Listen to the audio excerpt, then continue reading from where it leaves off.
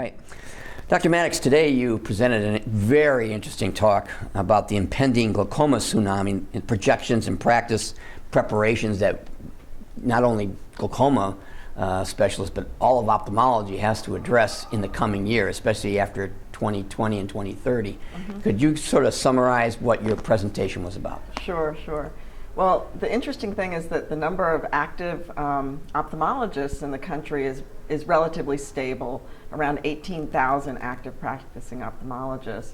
And a large proportion of those people are 55 years or older, about 47%. So we have that issue going on. There may be more retirements. There may be fewer of us out there to be able to take care of our patients. At the same time, the population is aging. The baby boomers are now moving into the Medicare population. And with that aging of the population and the incidence of glaucoma is much more prevalent in older people, we're going to see a huge influx in the number of glaucoma patients. We're expecting an increase in the number of glaucoma patients by 50% in the next 15 years. So it's a substantial number of patients that are coming to be in our care, who are going to need our care, and we need to be prepared for that. Is this going to be a real nightmare in the years to come if we don't increase our residencies and?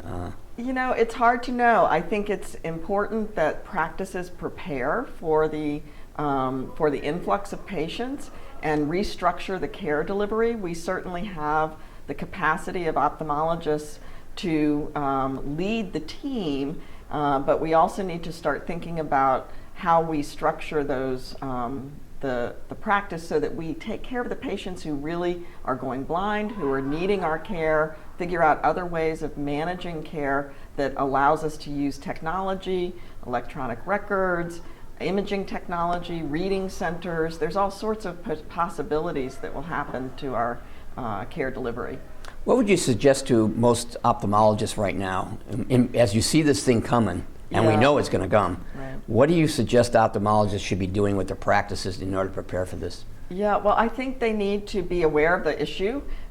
We hear a lot of talk about this, but it's coming, and it's coming very quickly. And so in terms of looking at your workflow, looking at who you have taking care of your patients, whether you need more primary care ophthalmologists or optometrists within your practice, how you structure your technicians, how you utilize your imaging centers, because glaucoma is a fairly work-intensive process as the patient moves through your practice.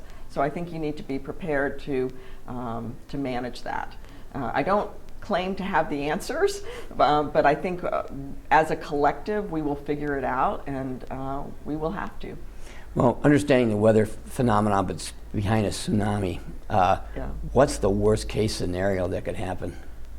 That's a good question. Well, I think that worst case scenario, I think if we aren't prepared, we're going to have a lot of patients having trouble with access. And the people who will be suffering from access problems the most are probably in glaucoma, some of the most important patients that we need to take care of for the African American population, patients with a low socioeconomic status who are more likely to have severe disease by the time they're diagnosed. So if we don't prepare to have those patients have access to our services, that could be a real problem. Thank you, Dr.